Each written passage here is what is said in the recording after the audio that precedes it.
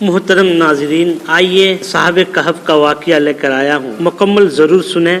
Channel پہ نئے ہیں تو چینل کو سبسکرائب کریں، شیئر کریں، کومنٹ کریں۔ ناظرین، ایک روایت میں یوں بیان کیا گیا ہے کہ ملک روم میں ایک بادشاہ تھا جس کا نام دقیانوس تھا۔ اللہ تعالیٰ نے اس کو بہت بڑی سلطنت دے رکھی تھی، فوج و لشکر بہت کثیر تعداد میں تھا۔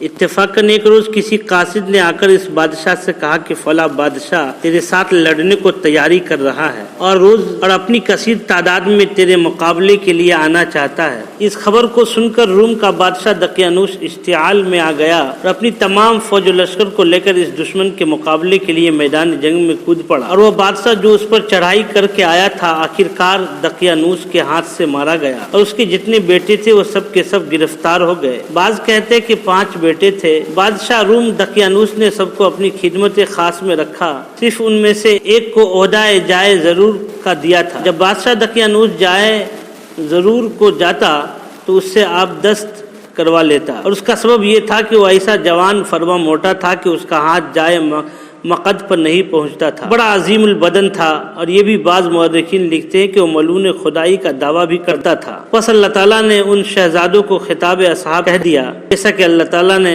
فرمایا۔ ترجمہ: کیا تو خیال کرتا ہے کہ غار والے اور کوہ والے ہماری قدرتوں میں اچنبھا ہے؟ جب جا بیٹھے وہ جوان ان کو میں، پھر بولے اے رب دے ہم کو اپنے پاس سے مہر بنا اور ہمارے کام کو درست کر دے۔ یہی شہزادے مذکور سب کچھ تدابیر و حیلہ کرنے لگے، کیوں کر اس ظالم بدبخت کے ہاتھ سے ہم خلاصی پائیں گے اور اللہ کی عبادت کریں۔ ایک روز دقیانوس اپنی جائے ضرور کو گیا تو اس غلام کو جسے اس نے اس کام کے واسطے خادم مقرر کیا تھا نہ پایا۔ اس کی مقعد کو دھلائی تب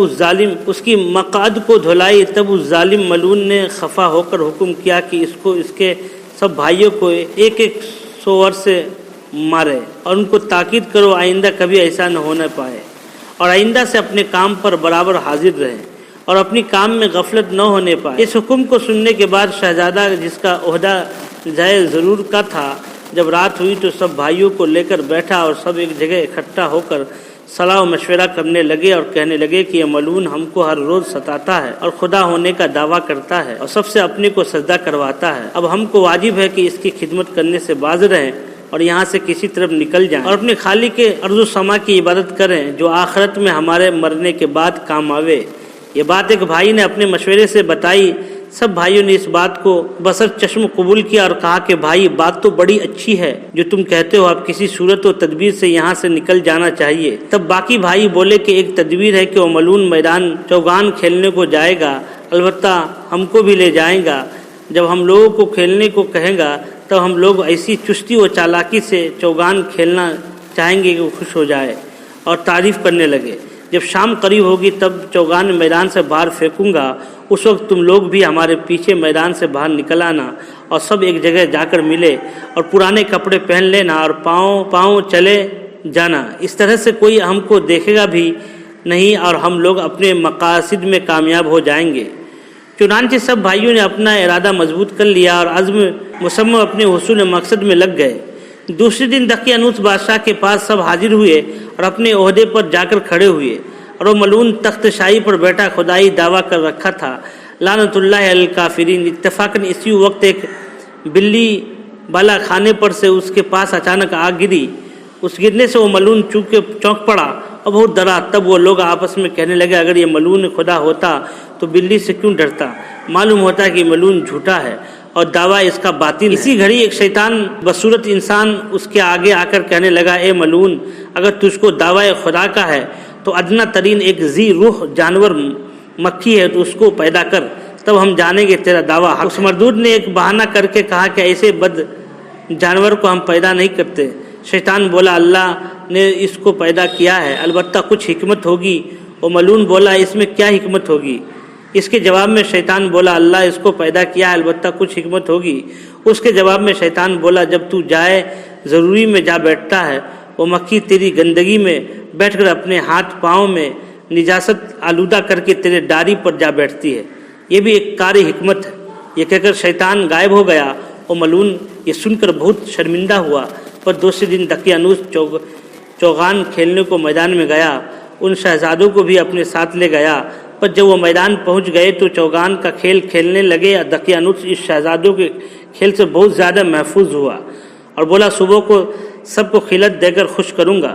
جب شام ہوئی وہ دن بھی آخر ختم ہو گئی، شہزادے اپنے مشورے کے مطابق چوگان میدان میں پھینکنے لگے اور اسی طرح آہستہ آہستہ کھیلتے ہوئے دور تک نکل گئے۔ دقیانوس اس لوگوں کو کھیل میں مشغول چھوڑ کر اپنے محل کی طرف چل دیا اور وہ شہزادے سب فرصت کمال پا کر اللہ تعالیٰ کو یاد کرنے لگے اور نکل پڑے میدان کی طرف۔ گھوڑا اٹھا کر رات ہی رات چلے گئے۔ جب صبح ہوئی اپنے گھوڑوں کو چھوڑ کر کسی شہر کے کنارے جا پہنچے۔ وہاں دیکھا کہ چند آدمی پاسبان بکری وغیرہ کے تھے۔ ان سے ملاقات ہوئی اور سب کہنے لگے اے عزیز تم کہاں جاتے ہو؟ انہوں نے کہا کہ ان کو جواب دیا کہ ہم لوگ خالق ارض و سما کی طلب کو جاتے ہیں۔ وہ کہنے لگے کہ وہ کیسا ہے جسے تم لوگ چاہتے ہو؟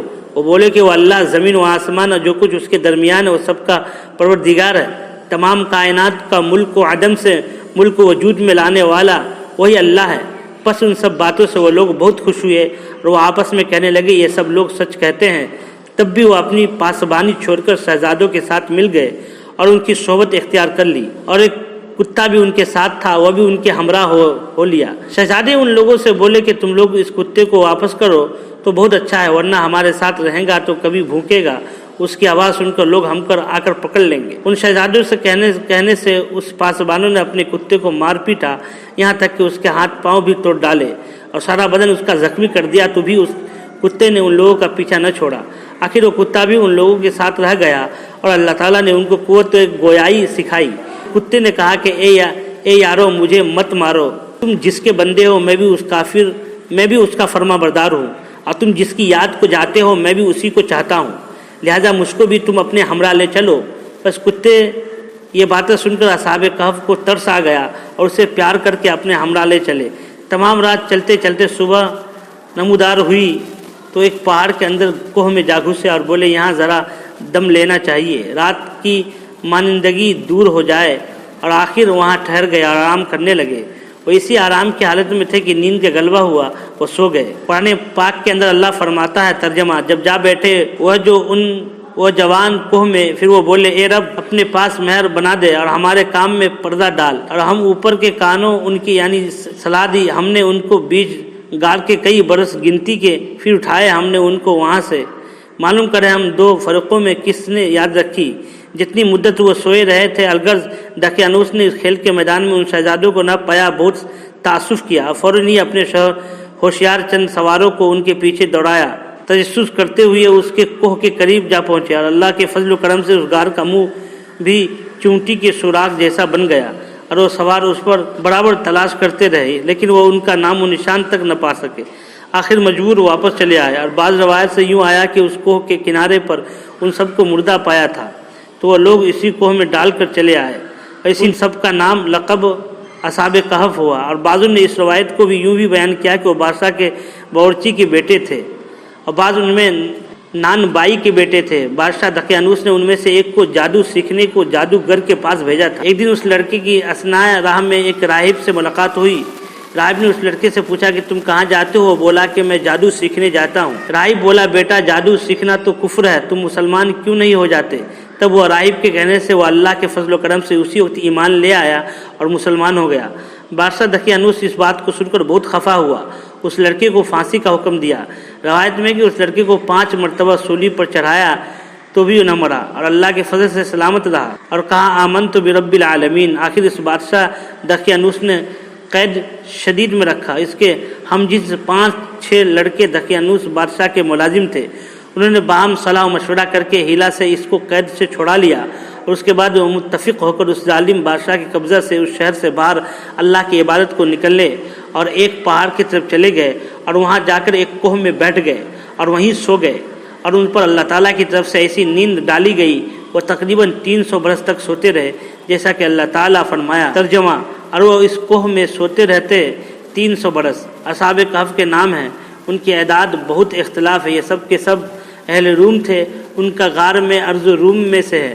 بعض کہتے ہیں کہ عیسیٰ علیہ السلام کے دین میں تھے، اور قاموس میں لکھا ہے کہ ابن قتیبہ رحمۃ اللہ علیہ روایت کرتے کہ اصحاب کہف کا دین مذہب اللہ تعالیٰ کو معلوم ہے، فقط وہ لوگ صرف توحید پر قائم تھے اور کسی نبی کی شریعت کے ساتھ منسلک نہیں ہوئے، مگر جس نے اس کی خبر پائی معتقد ہوئے، ان کے پاس مکان زیارت بنا دیا۔ وہ نصارہ تھے اور نام ان کے یہ ہیں